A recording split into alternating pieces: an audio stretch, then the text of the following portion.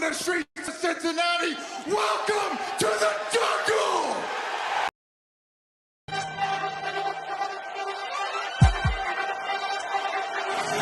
Let's go.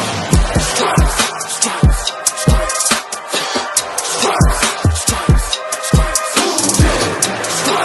stripes, stripes, yeah, stripes, stripes, stripes, orange in the day, black in the night. Stripes in our veins, sparks gonna fly. The beast is awake, orange, black and white. Cause when the jungle come alive, who day we ignite and Cincinnati, we gon' rise and in the jungle we unite and dripping orange and black and white. Who day when we fight, live and die in these stripes. Wake up the beast, every day is a feast. Time to bust it off the leash. In the jungle dripping heat, tigers strike the city streets. East side stand up, west side stand up. If you reppin' who day, time to put your hands up. Bengals stripes, we in it. New day, new age, yeah, we get it. Cincinnati jungle fitted. Who they in our house, we win it. Orange and black and white, we build it. Earn our stripes, you know we kill it. Bleed our colors, jungle dripping. Nasty, natty, yeah, we live it. Lit the crowd, get the city loud. Yeah, we feasting now. Fit the bounce, make the city howl. Now we beastin' now. Thunder through the tunnel, from the sideline to the huddle. Stripes we tatted on the jungle when we flex that who they muscle on them. Stripes, Cincinnati, we gon' rise and in the jungle we unite and dripping orange and black and white. All day when we fight, live and die in these stripes. Stripes. Now who gotta move like it on? Stripes. Now who wanna move crossing on? Stripes. Now who wanna move on? If you got stripes and you let the city know you rock 'em, yeah we got 'em, yeah we fought 'em. Like that black and orange upon 'em, bingo bottle, never stopping till the beast done feasting on 'em. Who they rockin' with the diamond stripes, flossin' on the ring. Cincinnati, she's our queen, we gon' show the world who king. Orange in the day, black in the night. Stripes in our veins, sparks gonna fly. The beast is awake, orange, black and white. Cause when the jungle come alive, who day we ignite and Cincinnati, we gon' rise and in the jungle we unite and dripping orange and black and white. Who day when we fight, live and die in these stripes. Now who gotta move like it on? Now who wanna move crossing on? Now who wanna move on? Who day when we fight, live and die in these stripes. Hey guys, what's going on? Welcome to the show. This is Sports with Strawberry Ice. I'm your host, the Iceman, Jeff Trunapole. And as always, I'm bringing you sports from a West Side point of view right here in the great city of Cincinnati, Ohio, home of the AFC North champion and almost sold out for the entire season, Cincinnati Bengals. So if you have not got your season tickets yet, me and Ace will just talk about this off the air. You better get in there quick because they're going fast. Now, do me a favor. If you found the show, hit that like and subscribe button. Smash that thumbs up. I love you guys. I'm up to 1,507 subscribers on YouTube. That is awesome. YouTube is blowing up. Podcast is starting to blow up. So tell your friends, tell your neighbors about sports with Strawberry Ice. If you're watching on Facebook or Twitter, go to YouTube channel. Hit the subscription button. Hit the bell for notification. Every time I go live, you'll be notified. Also, exclusively in the YouTube chat crew. If you got any questions for Ace or me, give me a super chat. I would greatly appreciate it. That way I'll make sure I'll read your question. And I'm coming to you live from the Ice Cave. And the Ice Cave is brought to you by T Properties. T Properties, quality housing for quality people. Check out their website at www.tpropertiesllc.com for all your rental property management needs and your rental needs. All right, we're going to have a fun Football Friday show. I got to get to my man Ace because he's got a date night with his wife. So we got to get him in and get him out. Happy wife, happy life. Hey, what's up? What's going on, brother? Good, Pretty man. Good, bro. Likewise. Exactly. Like we were just talking about, dude. If you guys have not gotten season tickets yet, dude, it's selling out quick. Facts. They are seriously starting to talk about having a waiting list, which dude, like I said before, like, really? The Bengals are going to have a waiting list for season tickets? That is awesome. Definitely. It's big for the city, man. I mean, this past year was amazing. And so we already knew, like, if they put out a good product on the field, our fans are going to support. So that's all we were waiting for. So it's not a shock to me whatsoever. Absolutely, man. I mean, I've said that forever. I mean, Cincinnati will support a winner, and I mean, I wish the Reds would pay attention to that too. But that's beside the point, and they're not even playing baseball right now. But hey, don't worry, Rob Manfred, the Clown Prince, he's there, negotiating today. So I'm sure everything will get figured out. I doubt it. Anyway, we're here to talk about some football. Now, you had a really cool video this week about Tyron Smith and your thoughts of maybe the Bengals possibly trading for him, and you got some other guys. So I'll let you speak on Tyron Smith and the other guys you were talking about too. Yeah, so for me, the one thing that I was looking at was obviously we know free agency is coming up. But the one thing that I wanted to look into was kind of like trade targets, right? And I went down this rabbit hole and I found this article from Scott Pioli, who used to be an executive. And it was really about how trades kind of come to fruition in the NFL, right? And he talked about, technically there's usually like some kind of relationship that a player and a coach may have that they're looking at if they need more insight and want to make a trade. They have to trust it, right? They have to be familiar with somebody. So generally it's going to be a coach that's either, has some kind of contact with this kid or has contacts with people in other organizations. The other thing is a lot of teams actually try to target guys that are on expiring contracts like a Tyron Smith because they want to try to get ahead and beat everyone to the race to try to sign him, right? Right. One example that he talked about was Jimmy Garoppolo, right? They went and traded for Jimmy G before he was a free agent because they wanted to be able to secure him and not worry about the price being driven up or worrying about him going somewhere else. And so when I took all of those factors, when you talk about cap casualties, expiring contracts, just guys that have relationships with them, teams that they've traded with, Tyron Smith just kind of stood out. And it was kind of crazy, not just him, but there were several other players. But when I looked into it, I started to see like people talk about, are they potentially going to trade Tyron Smith, this season, because he's been a player that has been an all-pro, but with Dallas having the cap issues, with them having some youth coming in behind him and Terrence Steele, they may actually be looking to deal him, even though he's not really like washed up or anything like that. And so that's where it kind of started. And I was like, well, Frank Pollock used to be the offensive line coach there. If he's going to go out and get a guy, he's going to probably get guys from the Jets or the Cowboys, someone he's familiar with, right? And I looked at it and I was like, man, this just makes a lot of sense on so many different levels, because when you look at free agency and everyone talks about Tyron Armstead, and I have nothing against Tyron Armstead, but you look at how much he's going to cost and some of the concerns with him where people are talking about his health and stuff like that. And then I just kind of said, all right, well, let me compare both of these guys. And okay, we could either sign Tyron Armstead or we can get Tyron Smith. So Tyron Smith, we already know he's an elite Hall of Fame caliber tackle, right? His issue has just been he only played 11 games last year, and then he only played 2 the season before that. And then he's got a bunch of 15 games, but he hasn't played a full season in about 7 seasons. That's one of the reasons that Dallas would want to walk away from him, right? Especially with them that's having one of the cap issues. That's one of the issues with Armstead too, is health-wise too. That's exactly one of the people brought up for me on that. So good. Exactly. That's why. And then when you look at it too, they're the same age. And a lot of people are going to look at Tyron Smith, and on a surface level, if you just see age 31, you assume that he's going to be 32 when the season starts, right? He doesn't turn 32 until December, right? And then I'm digging in more and I'm listening to Cowboys insiders, and all of the fans are like, no, he's not bad. Like, he's still the same level. And you look at the PFF grades, it's still elite, right? But, for other reasons, they may move away from him. And then I look at Tyron Armstead, and it's like, all right, one guy is on a contract that he signed 8 years ago that still has, or 6 years ago, that still has 2 years on it. He's making $13.5 million. And this is like an elite tackle that you're getting for that price. And when I look at it, when you look at Armstead, you're going to have to pay him $26 million. Tyron Armstead is like, number one, he's not better than Tyron Smith if we're just talking about straight up football player. And he's definitely not worth that much, right? So then you get down to the question of how much would you have to give up for him? I think people initially just thought that I was saying, hey, give 31 to the Cowboys for for Tyron Smith. And I'm like, no, I wouldn't do that.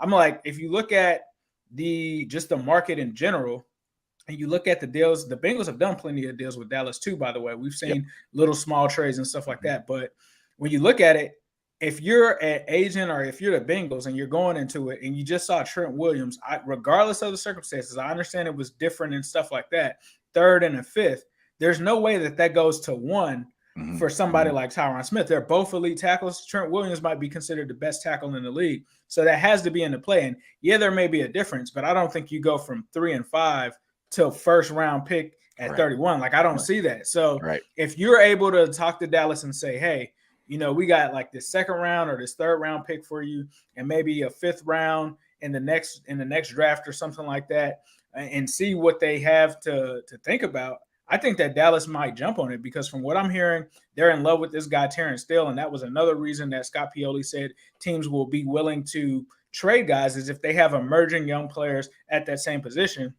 and they don't have to pay as much. Sure, they're going to do it. And it saves them $5 million. So for me, like, if the Bengals could get him for like a third or maybe even a fourth, like what if it's the compensatory pick that we're going to get? And you're telling me I'm getting Tyron Smith, like, I'll take that gamble. Yep. Sign me up. I'll take it.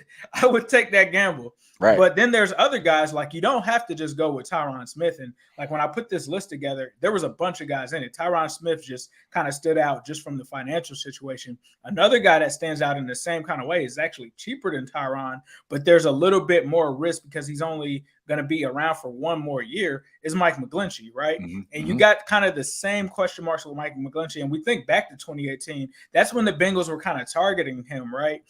For that pick. And then we ended up trading for Cordy Glenn and all of that. So we moved out of the position and he got drafted.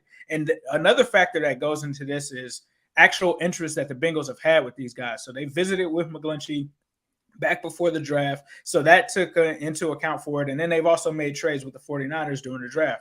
And so when you look at it, the 49ers really have been trying to get off of Mcglinchey, it seems like, for 2 years. You got to think about it. They just signed Trent Williams to that huge contract where he's making $26 million a year. And Mcglinchey, even though he's pretty solid, he's not worth the investment that they're putting into him, which is $10 million. The issue with Mcglinchey, though, is that he just ended up getting like a serious quad injury last season. So it's hard for them to even be able to trade him because there's questions on that, right? Right. And I was looking at it from that perspective, and I feel like with Mcglinchey, he's a younger player, so he might command a lot more that you would have to give up than Tyron Smith. But then I started thinking about it like, the 49ers need a corner, and I'm not saying that this is going to happen, but like, why wouldn't you call them and say, hey, we got Trey Waynes, you got Mike Mcglinchey. You don't want to keep Mcglinchey, but you need a corner. Let's do a swap. Or you could still try to trade for Mcglinchey too and try to send them like a third round or a second round because you can't give them a first because you don't know when the guy's coming back. The injury happened during the season. So that's where you can kind of balance and do some things there. And if you want me to move away from injury-prone guys, because I know a lot of people are probably like, oh, I don't want these injury-prone guys. There's other guys too. Jake Matthews with the Falcons, that's a guy that you could potentially target. These are guys with expiring contracts, could be cap casualties that would be upgrades for this line. And then you talk about Taylor Lewan too.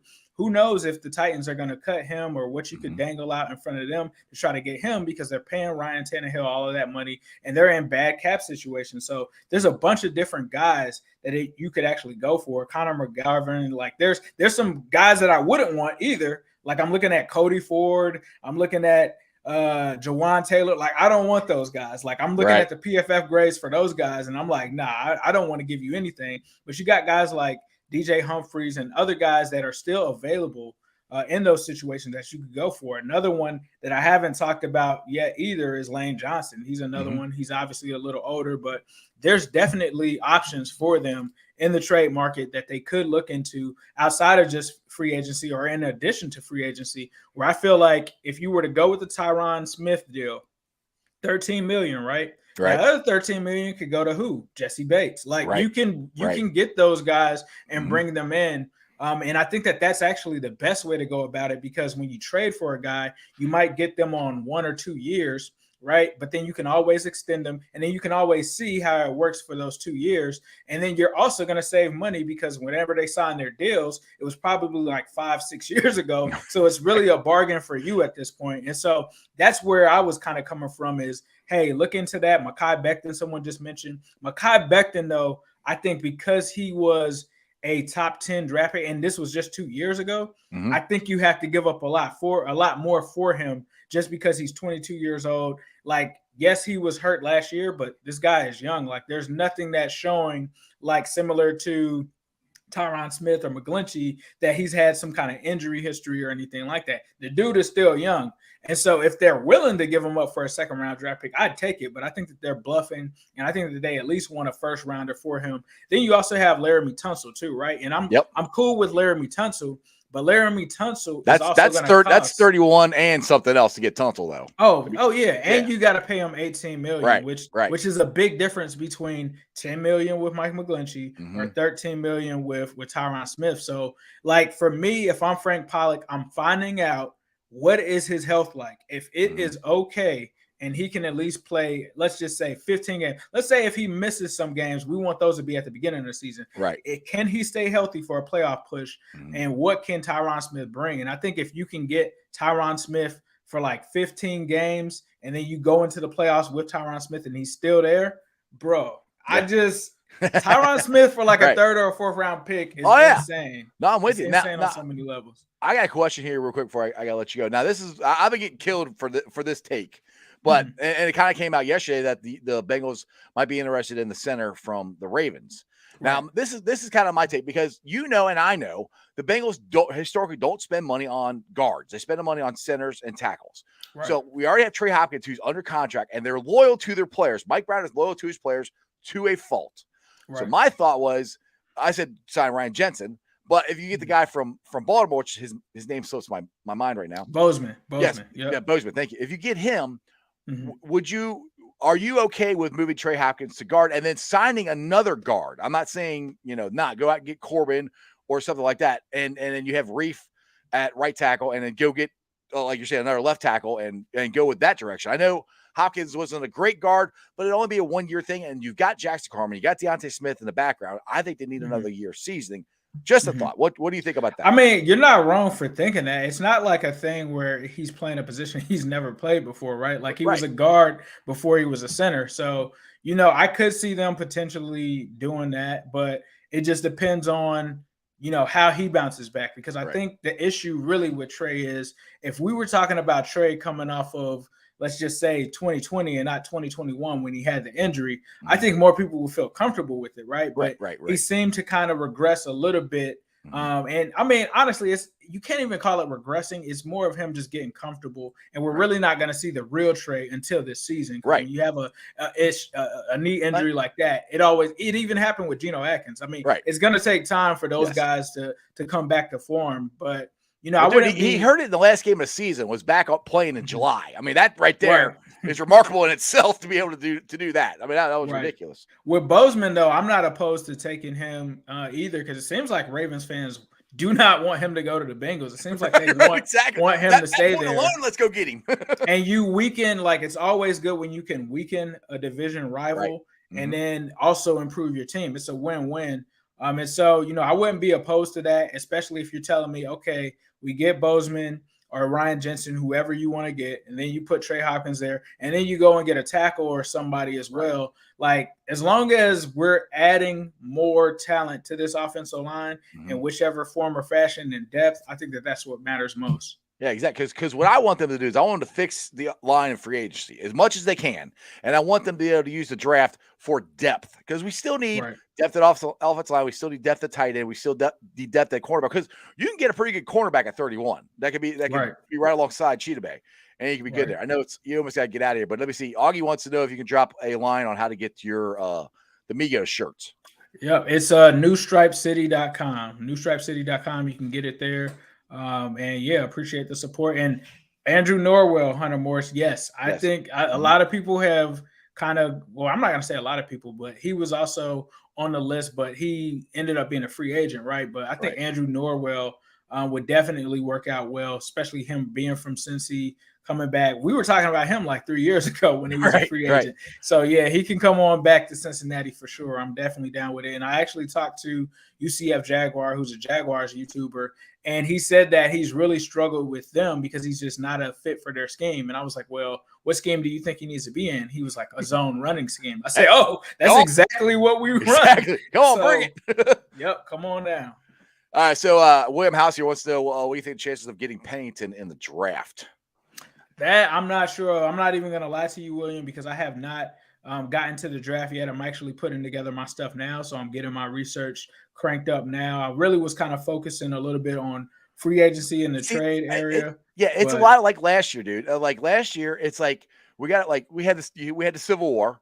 Chase versus Sewell, but I wasn't a Chase guy until they signed Reef, because that's like it depends on what they do in free agency. It's the same thing here. But to be honest, I will be surprised if any of the good offensive linemen are there at 31 for the Bengals to take. There's not that many. It's not as good of an offensive line draft for what I've seen so far as it was last year. It's better DBs, 3 techs, those guys, safeties. I think you get somebody there at 31. Anyway, Ace, it's 5:50. Go have go have dinner with your wife, and as always, brother, appreciate you. Yes, sir. Who dey? Take care, guys. Who dey, bro? All right, guys. Sorry, that was short and sweet. The man had to get going to, like I said, he's going out to eat with his wife, date night. You got to keep the wife happy. So that was a little bit of Ace's thoughts. You can go check out his channel and what he did, a video earlier this week on Tyron Smith. So, I mean, there's lots of guys that the Bengals could do. There's lots of options out there, different trades, different things. We all want to spend the money and fix the offensive line. But you got to look at it this way, too, is you got to get Jesse Bates. And to me, I think Jesse Bates is the big free agent they're going to sign this year. It seemed like last couple of years they've signed one. I think this year it's going to be Jesse Bates. I'm hoping so. Now, they need to get a tackle and a guard, at least minimum, in free agency.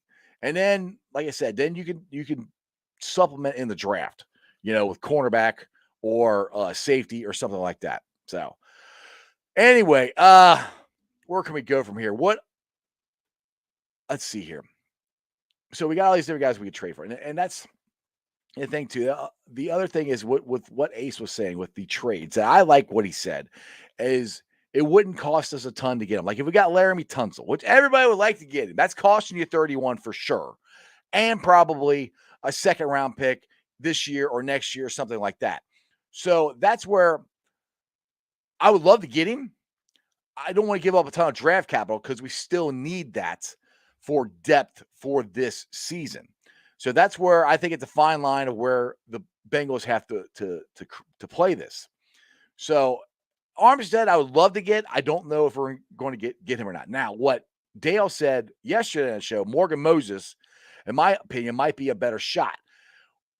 And it's not that the Bengals are trying to go cheap. They're trying to be smart with their money because they got a lot of guys to try to sign. And I really don't want to choose between BJ Hill and Larry O. I want both of them back. I don't know if that's an option or not. But depending on how much money they spend on the offensive line and Jesse Bates, depends on how much money they got left for everybody else. I want CJ back, which I don't think CJ is going to cost us a ton to get. He's just too good of a locker room leader and a tight end for us. Let's be honest. We don't want Drew Sample to be our only tight end, So I think they're going to address that in the draft, but I want them to address that with CJ as our number one tight end. All right, I'll get to here. My guy, thanks. You guys see the idiot on Twitter who posted that ridiculous trade for Quentin Nelson from Indy, first, third. And Higgins. I know. Yes, there is no. I did see that. Sorry, dude. There is absolutely no way we are trading T. Higgins.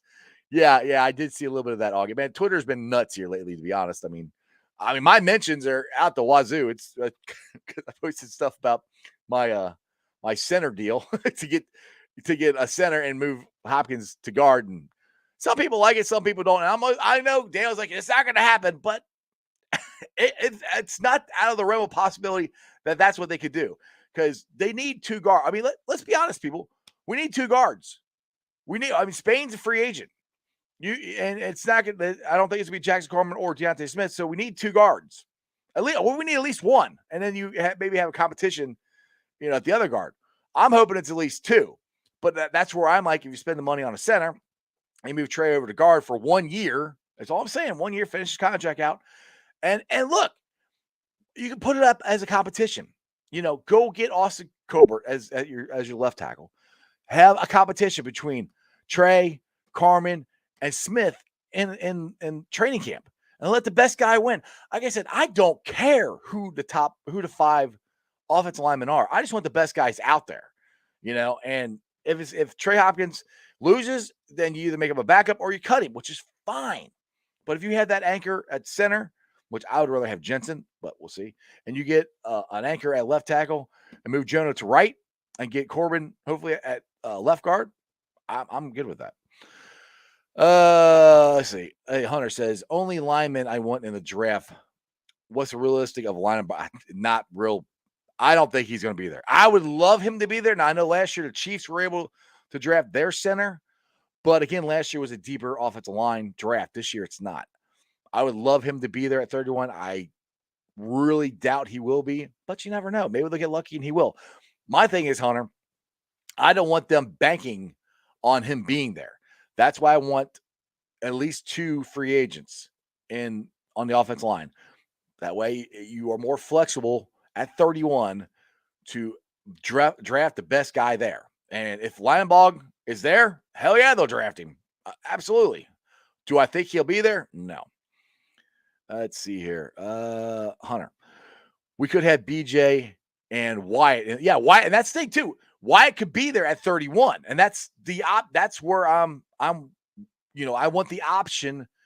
I want it open at 31. I don't want to have to go, we have to get an offensive lineman. So yeah, Wyatt could be there, and that would be fine. We can get Jensen if we need a. Yes, I am with you, Augie. I like Jensen a lot. I'm a big guy on him.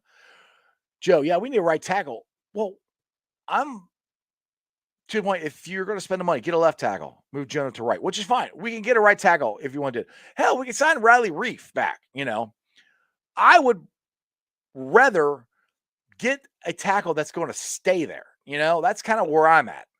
And if it's putting Jonah at left and getting a right that stays there for a couple of years, that's fine. Or if it's getting a left and moving Jonah to right, that's fine. I want to get the tackle situation fixed. I would like what my dream scenario would be is have our right and left tackle fixed and our center fixed. And then the guards, I keep saying this. I do think Deontay Smith, I do think Jackson Carman eventually will be our starting guards.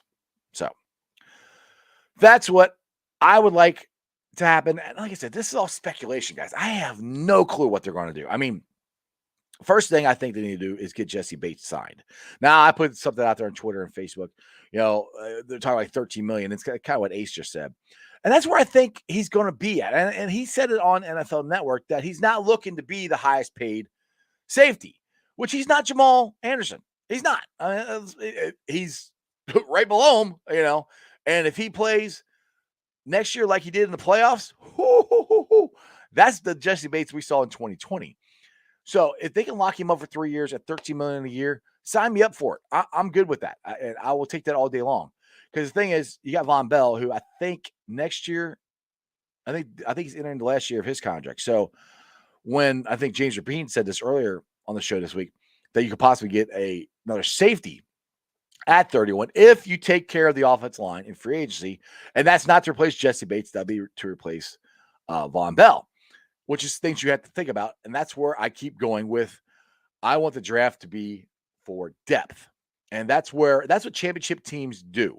You are set. And the only thing the Bengals are not set on is the offensive line. And I hate to say it, I don't trust them to draft offensive linemen.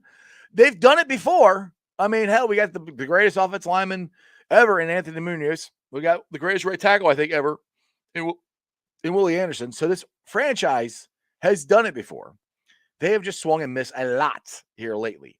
And I would really prefer to just at least get the tackles and center set for the next at least 2 years, 3 years, and then have the younger guys behind them develop, and maybe the guys that we draft also develop. Because Jay Morrison, he tweeted this out. What did he say? Let me check this out here real quick. I saw this right, and I retweeted it right before I went on because it was from. Let me bring it up here. Come on, my phone will work. Where's that? There it is. Dan Jeremiah on the pre-draft combine conference call. The Bengals are going to be able to find guys in the 3rd and 4th round of this draft who are better than some of the guys that started in the Super Bowl. So that's where that doesn't mean that they should start, but they're better than the guys we have. That means depth. The guys we could sign are going to be better than the guys we have. And let's be honest. I mean, Isaiah Prince was not supposed to start. Riley Reef was. And when Reef was in there, our offensive line was okay. And we really only had one problem. The problem, when he got hurt, we had 2 problems, and they're both right next to each other. So, and that goes back to what Ace says, is these guys he's talking about, you're taking a chance, but that's kind of where the Bengals are at. You might need to take a chance on some of these guys and hope if they're injured, it's at the beginning of the season and not the end of the season like Riley Reef did. All right, let's see here. Haas. Okay, we could get Trent Brown for the right tackle, Nora right guard, resign Spain, and I really believe Hopkins will be better next year than the town around. And I have nothing against Trey at center. I think Trey is a good center. I respect the hell out of him for coming back like he did, and I think, he got better as the season went on. So, I'm fine. That sounds good to me, Haas. I really do like that. Augie, respect to Bates. He's looking to get paid, but not break up the squad as well, seeing what the potential we have. Yeah, exactly. That's where that's where I kind of go back again, Augie. Well, I think we might get some of these free agents that are the higher, I won't say higher ones, but maybe mid-tier, that we might be able to get a little cheaper because they want to come here and have a chance to win. Like, I'll go back to what Dale said. Morgan Moses, I think he's only 31. That would not be bad to get Moses at left tackle. And we keep talking about left tackle because a lot of left tackles are out there. And let's be honest, Jonah Williams has been good at left tackle, not elite at left tackle. When you draft him first round and he's a left tackle, you want him to be an elite tackle, and he hasn't been there. And I think he might do better on the right side. I am not against keeping him on the left side. I'm just saying if you get a established left tackle, just move him to the right side. You can always move him back later. It's Whitworth has done it. It can happen. All right, Greg. Bengals signed Trey for $14 million per year over 3, and he was not in the top 10 corners. Coming out free agent, Vice Bates is a top 5 safety worth $15 a year plus 3 guaranteed $30 million. Yeah, and Trey. Well, I don't know what they're waiting on Trey to cut him. I'm surprised they haven't yet. Maybe they're trying, like I said, like Ace said, maybe they're trying to trade him. Which hell, if we could trade him for Tyron Smith, sign me up, dude. I'll take it. That would be great. Like I said, we're just all speculating here. I wish I was a Bengals insider. That would be awesome. So Bengals, if you want me to be a Bengals insider, let me know. Cincinnati Bengals, I'm just tired of our offensive line getting bull rushed. So I hope we get 3 offensive linemen this year. Dude, I'm with you. I want 3. And if you're talking 3, then you're talking a tackle and 2 guards at least, at minimum, which is not out of the realm of possibility. But one of the guards could be Quentin Spain, which I'm not against Q. I like Q. I thought he did a good job for us. Yes, he got beat on the last play, but overall, I think he did a good job. I think you're not going to get him for a 1-year prove deal. You might get him for 2 years. And if you get him for 2 years, again, that leaves Jackson Carman, Deontay Smith time to develop and get better. So I'm okay with bringing him back and put him at left or right. And if you get Corbett and put him at left guard, that'd be fine. And get I would preferably, you want your best guys on the left side. You want your best guys on the blind side of Joe Burrow. So if we can get a new left tackle and a new left guard and move Jonah to right and Q to right and leave Trey at center, that's fine with me. I'd take that too. Like I said, we got like another 2 weeks to discuss about this, so we're going to be kind of talking about the same things. Joe, let's just block our quarterback. Yeah, it would be nice if we could block him. Jonah will be better at right tackle. This is from Augie. Jonah would be better at right tackle. At least he gets beat. Joe can see the rush. True. And one of the problems with Jonah, and it is a problem, and it wouldn't be as big a problem on the right side, in my opinion, because he has short arms. He wouldn't be going always against the best pass rusher. Now, he's went against a lot of good ones this year, and he's held his own. So this is nothing against Jonah. If Jonah is our left tackle next year, I'm fine with it. If we have another right tackle, I'm fine with that. Like I said, I can't emphasize this enough. I don't care who the starting five are, as long as the starting five are the Jackson Five, and they're the best guys on the team out there to block for Jackpot Joey Burrow, block for primetime Joe Mixon, and watch this offense take off. Sign me up for it. It's going to be a lot of fun watching this team next year. And that's where the priority of this offseason has to be. First of all, it has to be with Jesse Bates. Let me clarify that. Second, it's the offensive line, which I'm not going to say one. It's 1-1A. They're on the same level. You got to get Jesse Bates re-signed. I really don't want them to put Jesse Bates on the franchise tag, because that does hurt the cap. It is harder to absorb a franchise tag than it is to a contract. Contract, they can do guaranteed money up front, signing bonuses, spread it out over 3-4 years. Franchise, it's bam, 1 year, and this is what it is, and it doesn't go anywhere. So I'm sure they're trying to do it. And I'll go back to what Troy Blackburn told me outside practice, that they want to re-sign him, which I completely believe they do. I believe Jesse Bates wants to be here. It's just a matter of finding the right amount of money and the right amount of years. And I really hope they do. I would love to sit there and tell you, yes, I think it's going to happen.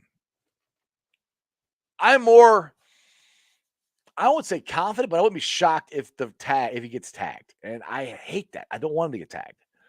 But I think next week, maybe the week after that, is the last weeks they have left to try to get something worked out with Jesse Bates. So there's still time to find out. And by the way, I said this a little bit yesterday.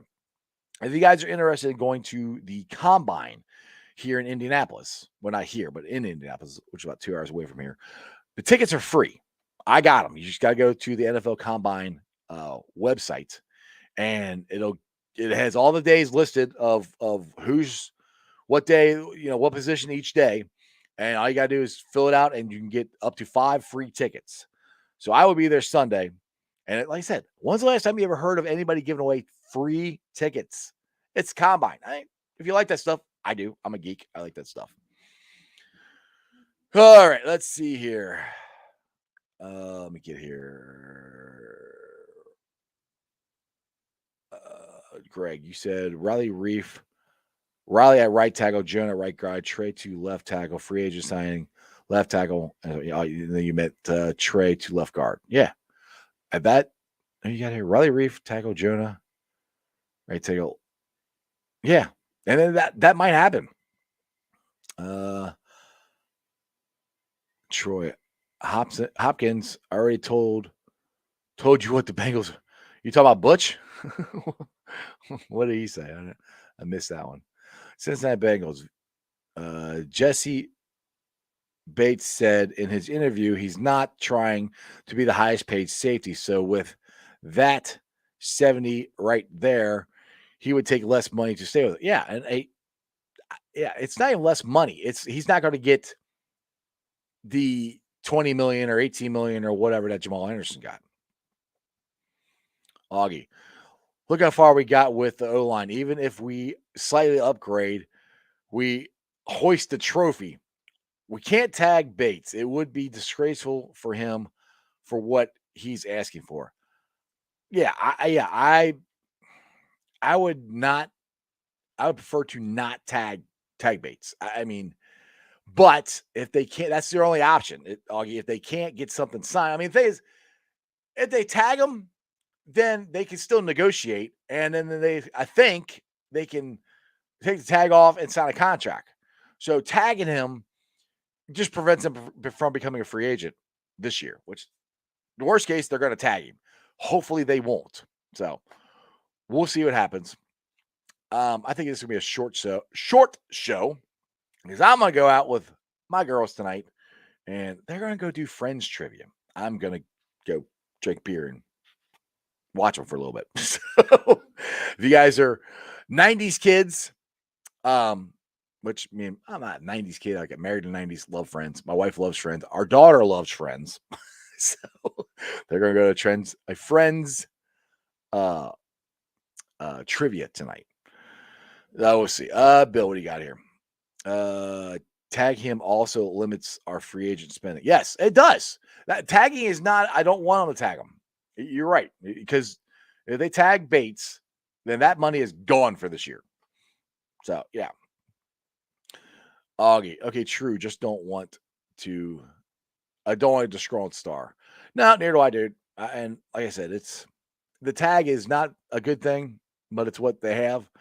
And if they can't come to agreement, they got to do something. They can't just let him go. So hopefully they won't tag him. I don't want them to tag him. I want them to find out what's going on. All right, let's get to the Facebook groups that let me live stream. And as always, I appreciate every single one of them. They're Houday Nation, Houday Legion, Cincinnati Reds, rounding third, heading for home, Bearcat Ruckus, the Ice Bar, the Ohio State Bucknuts. And then you follow me on all my social media platforms, all under Sports with Strawberry Ice. I'm on Facebook, Instagram, Twitter, and TikTok. Twitter handle is at Jeff A. Trunapole. TikTok is at Iceman90. I'll be pulling off the sound later on tonight, put it on the podcast. It's on BeanPod, Apple, iTunes, Spotify, Google, Stitcher Play, pretty much wherever you get your podcast. Please make sure you rate, like, and review. Leave a comment. Some more Cincinnati fans. Get 5 my podcast. I'd love to get like 1,000 downloads on my podcast. So tell your friends, tell your neighbors about Sports with Strawberry Ice and YouTubers. As always, you guys are my originals. I'm at 1,507 subscribers. Let's try to get to 2,000 as fast as we can. I would greatly appreciate it. Let me get to the last couple of comments here. Tony, Jeff Hobson already told you that Carmen and Smith will get a chance at O-line. The Bengals are going to need 4 to 5 DBs. Well, that's Jeff Hobson's. That doesn't necessarily mean what's going to happen. Jeff Hobson always wants to draft defensive guys too, which I agree that could happen. That doesn't mean exactly that's where it's going to happen. Butch has been known to be wrong sometimes. Let's see. That's what Joe Bill says. That's why moving Jonah could be problematic. Yeah, that's right. All right, guys. I think I want to get the heck on out of here. It's Friday. You guys enjoy your weekend.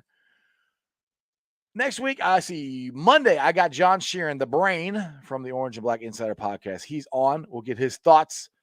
What else? On free agency, draft, all that stuff. And hopefully, maybe by the weekend, we'll find out some news about Jesse Bates. That would be awesome. Maybe a trade. Who knows? Other than that, you guys have a great weekend. And as always, that's just sports, baby. See ya!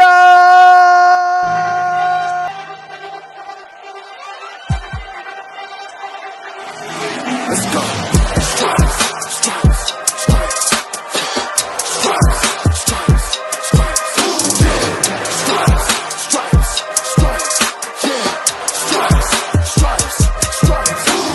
Orange in the day, black in the night. Stripes in our veins, sparks gonna fly. Beast disobey, orange, black and white. Cause when the jungle come alive, who day we ignite and Cincinnati, we gon' rise and in the jungle we unite and dripping orange and black and white. All day when we fight, live and die in these stripes. Wake up the beast, every day is a feast. Time to bust it off the leash. In the jungle dripping heat, tigers strike the city streets. East side stand up, west side stand up. If you reppin' who day, time to put your hands up. Bengals stripes, we in it. New day, new age, yeah, we get it. Cincinnati, jungle fitted. Who they in our house, we win it. Orange and black and white, we build it. Earn our stripes, you know we kill it. Bleed our colors, jungle dripping. Nasty, natty, yeah, we lit it. Lit the crowd, get the city loud. Yeah, we feasting now. Fit the pounce, make the city howl. Now we beastin' now. Thunder through the tunnel, from the sideline to the huddle. Stripes we tatted on the jungle when we flex that who they muscle on them. Stripes. Cincinnati, we gon' rise and in the jungle we unite and dripping orange and black and white. Ooh,